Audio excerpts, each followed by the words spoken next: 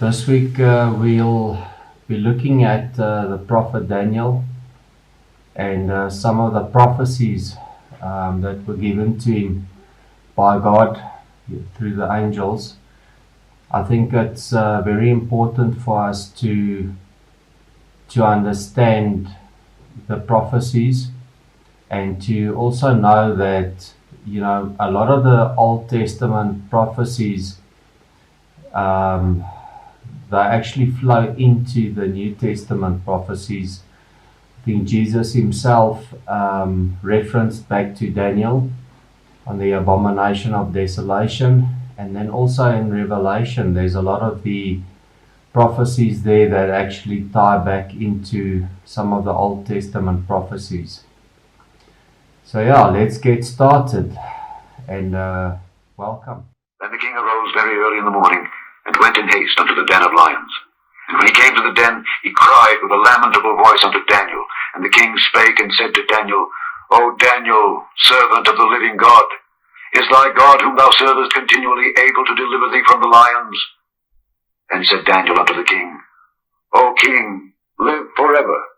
My God hath sent his angel, and hath shut the lions' mouths, that they have not hurt me. Forasmuch as before him innocency was found in me, and also before thee, O king, have I done no hurt. So, who is Daniel? When and where does his story play off? So, just a brief oversight.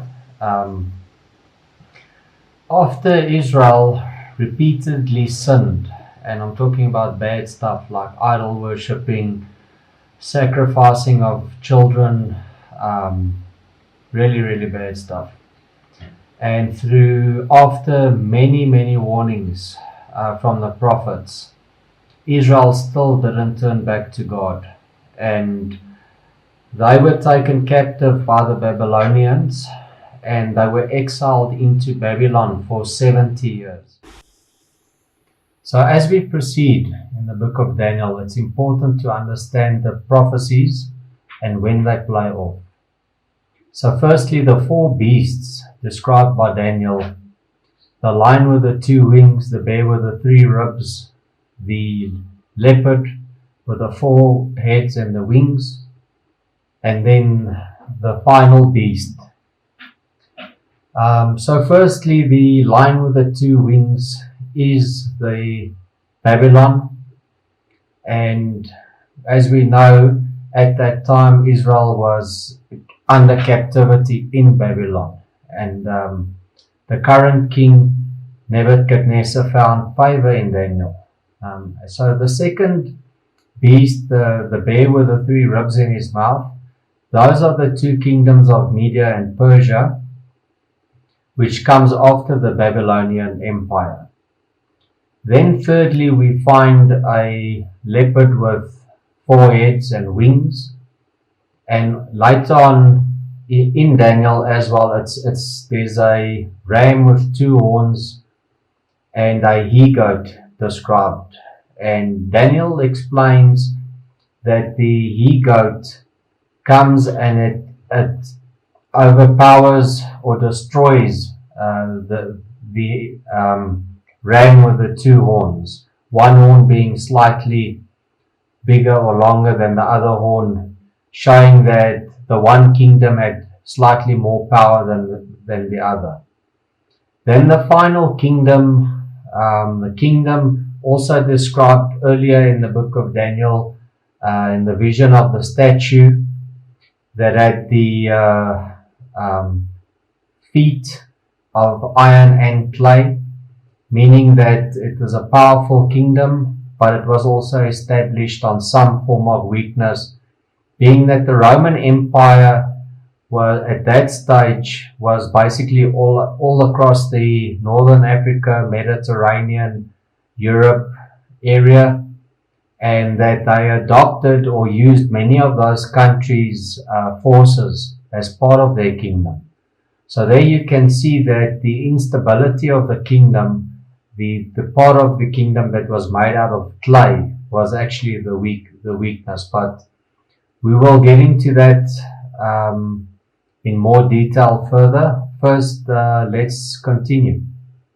Right, so now that we've got an overview on the book of Daniel and the four kingdoms explained by the book of Daniel, I'm just going to briefly take you through some significant events uh, in the history of those four kingdoms to just shine a little bit of light and significance on what has happened and how it's influenced us today. So, firstly, we know that Israel went into exile in Babylon after they were conquered by Nebuchadnezzar, and they were in Babylonian exile for 70 years. Thereafter, we see the Medo-Persian empires under the two rulers, King Darius and King Cyrus, um, and Israel being allowed to return to the Holy Land to rebuild the wall, the streets, and the temple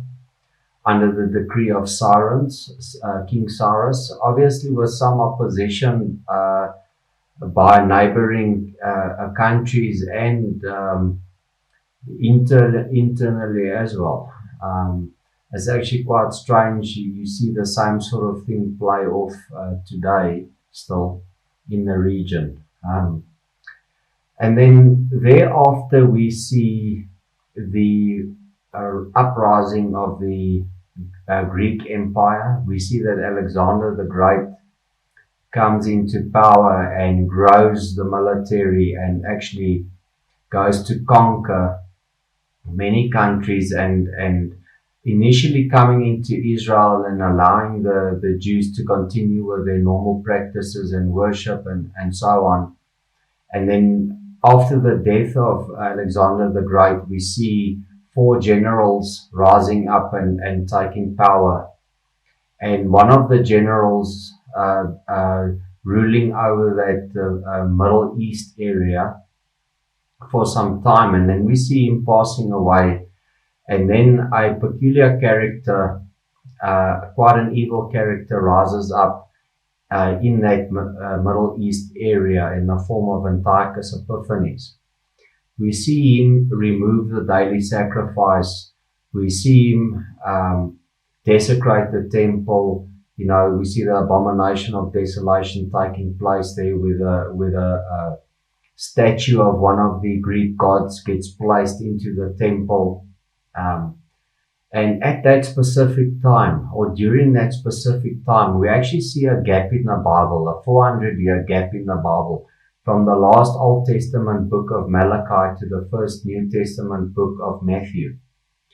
And it's actually, we can go and look at the Apocrypha text in the form of the books of Maccabees 1 and 2.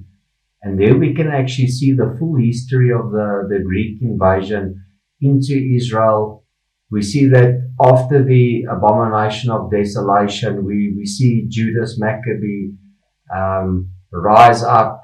We see them coming with a counterattack against the Greeks. We see a lot of individual battles being won by the Maccabee clan and the followers at that time. And it's actually quite sad that we see this huge gap in the Bible, and we actually go and see that there are books, apocrypha texts available that actually would fit or slot in perfectly into that 400-year gap.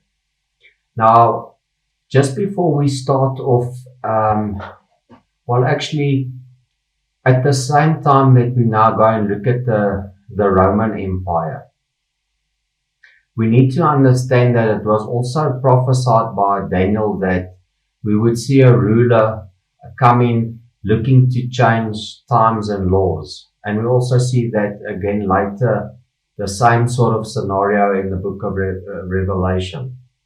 So when we're talking about times and laws, the only item that's a time and a law is the Sabbath day. So we know that under the commandments, it's written that we should work 6 days, rest the seventh day, because in the beginning God created the heavens and the earth and everything else, and He rested on the last day.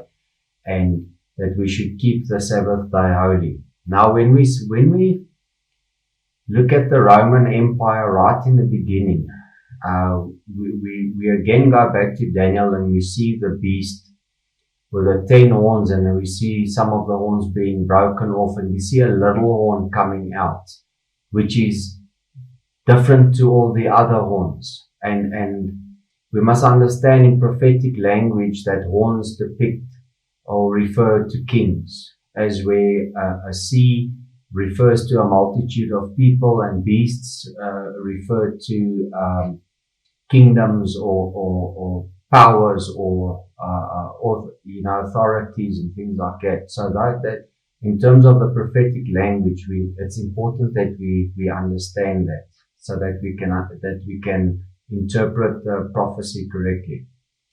We've got the little horn coming out, and we see a ruler coming out of the Roman Empire in the form of Constantine.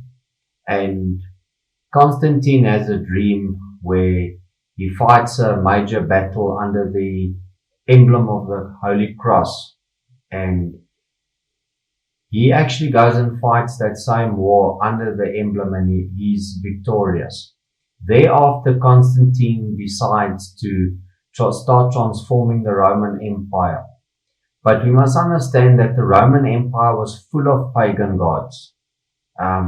So part of the transformation of the Roman Empire, we look at the sun worship days, such as other days.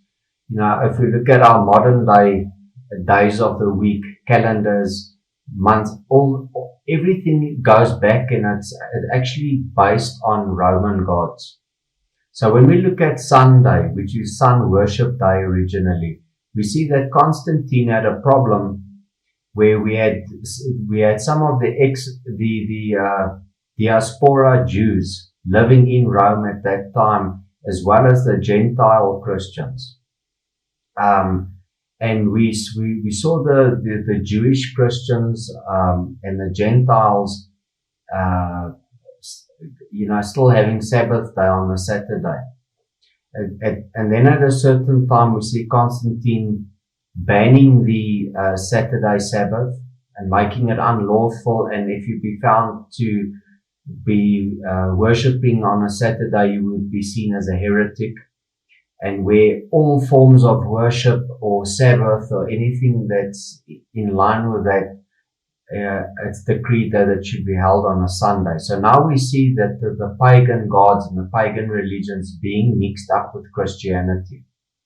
And then following on that, we mustn't forget that originally the rise of the Roman Catholic Church, we see a major power rise in the church. And we see all nations, especially in Europe, being under that church control, and nothing happens without the church.